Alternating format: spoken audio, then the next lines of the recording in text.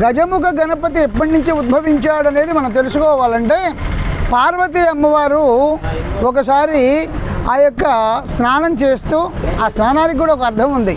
ఎందుకంటే గజాసురుడనే ఒక మహారాక్షసుడు ఆ యొక్క శివుని గురించి ఘోరమైన తపస్సు చేశాడట.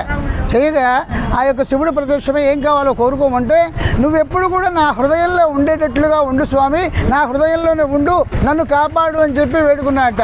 ఆ శివుడు బోలా శంకరుడు కదా, ఏమని లేక సరే అని చెప్పాడు.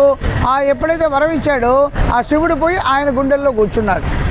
ఏముంది, కైలాసంలో శివుడు లేడు, ఎక్కడ చూసినా శివుడు లేడు. ఆ యొక్క దేవతలందరూ కూడా ఎక్కడున్నాడని దేవులాడుతూ ఉన్నారు. పార్వతీ అమ్మవారికి కూడా కనపడలా. అప్పుడు ఏం చేశారు, ఎక్కడున్నాడని చెప్పి ఆ దేవతలందరూ బ్రహ్మ ఏమన్నా విష్ణువు దగ్గరికి వచ్చాడు, విష్ణువు ఏమన్నా పార్వతమ్మ దగ్గర, వీళ్ళంతా ఏకమయ్యారు, ఒక చోటుకు వచ్చారు. ఏంటి అంటే అప్పుడు తెలిసింది వాళ్ళకి విషయం. గజాసురుడు అనే రాక్షసుడు ఘోర తపస్సు చేసి